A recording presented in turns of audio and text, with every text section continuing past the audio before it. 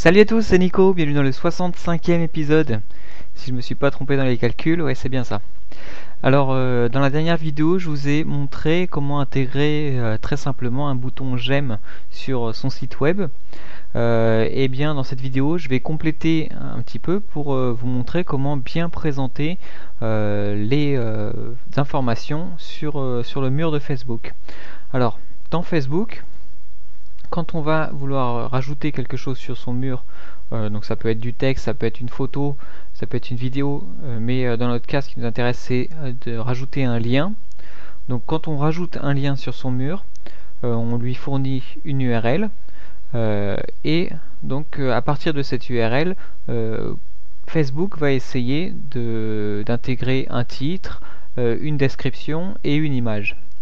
Alors Facebook peut directement récupérer par exemple de Google. Il peut aller chercher les informations sur Google et les afficher telles quelles, donc le titre et l'URL. Mais ce qu'on peut aussi, c'est lui indiquer une information un peu plus détaillée. Donc par exemple là, je vais copier l'URL d'un article sur 365-jour.fr et je vais lui indiquer ce lien là à publier, je clique sur joindre et voilà les informations qui sont ici intégrées. Donc on a un titre détaillé pour mon article, on a l'URL de l'article mais également une description et une image. Alors ces informations, Facebook va les chercher dans des balises méta qui sont dans le code source de la page qu'on va retrouver ici. Là, des meta properties avec OG2 points pour Open Graph. Et donc il va extraire toutes ces informations de ces balises pour pouvoir générer la description qu'on trouve ici. Alors je vais aller maintenant sur le site pour les développeurs de Facebook que je vous avais déjà présenté dans la dernière vidéo, donc developers.facebook.com, dans l'onglet documentation, ensuite core concepts et social plugins. Et là je vais retourner sur la page qui vous indique comment rajouter un bouton j'aime sur son site web. Et donc ce que je vous avais présenté dans la dernière vidéo, c'était l'étape 1, donc comment récupérer le code à intégrer sur sa page. Et l'étape 2, c'est pour justement définir ces balises méta à intégrer dans son code source. Alors ces balises méta, il y en a plusieurs. Elle réutilise le protocole Open Graph, donc les tags Open Graph, et donc ici on va définir le titre, donc le titre de la page, le type, parce qu'on peut définir plusieurs types de pages pour dire qu'une page en fait elle parle d'une université, d'un sport, elle présente un acteur, une entreprise, etc. Donc là on va choisir le titre là-dedans, donner son URL, son image, le nom du site. Et ici, admin, c'est définir l'administrateur de cette page, donc avec l'ID Facebook de l'administrateur de cette page. Et cela va servir à avoir des statistiques concernant le partage de cette page sur Facebook. Alors là, pareil, je vais donner des informations et cliquer sur Get Tags. Et donc là, on me dit que j'ai pas renseigné le formulaire. Donc je vais ici indiquer très rapidement des informations. Donc là je vais dire c'est mon titre, mon site qu'on va retrouver sur mon site.fr avec une image. Donc moi je vais réutiliser le logo de Postal Code.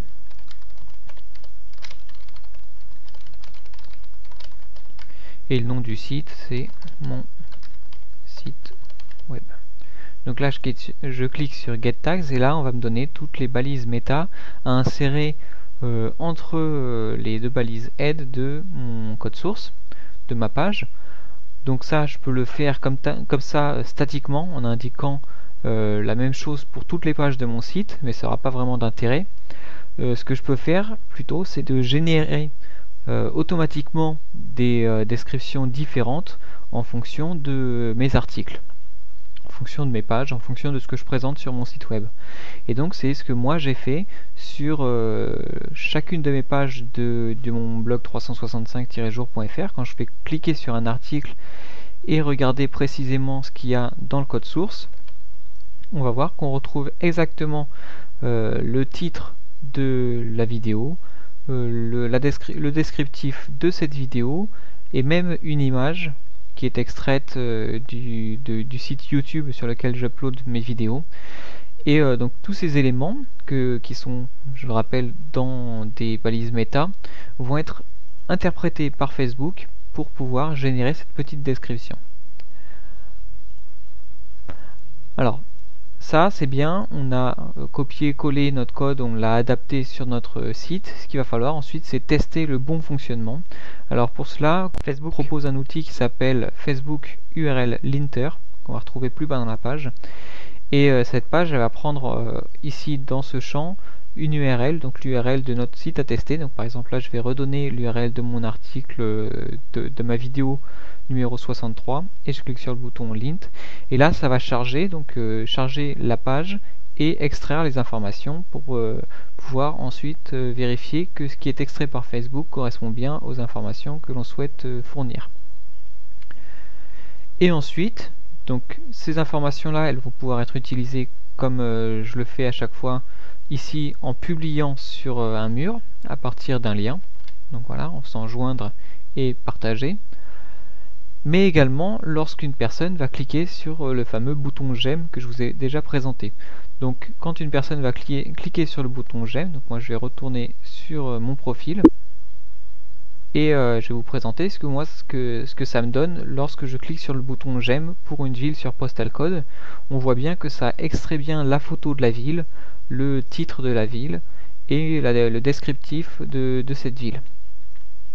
Donc voilà comment ça peut être utilisé pour un petit peu modifier l'apparence de ces informations ces informations sur Facebook et surtout attirer l'œil et attirer de nouveaux visiteurs qui auraient découvert notre site via un partage ou un clic sur un bouton j'aime. Alors voilà pour la petite présentation de Open Graph. J'espère que ça va vous être utile et que vous l'utiliserez dans vos projets. C'est toujours mieux d'avoir un site qui soit bien intégré sur Facebook. Et n'hésitez pas à partager dans les commentaires vos retours d'expérience sur cette utilisation. Et puis également à chercher dans la documentation pour les développeurs de Facebook d'autres choses qu'on pourrait rajouter via Open Graph, parce que c'est quelque chose qui est vraiment beaucoup plus grand que ce qui est simplement présenté ici. Donc moi d'ici là je vous dis à bientôt et puis salut pour une prochaine vidéo.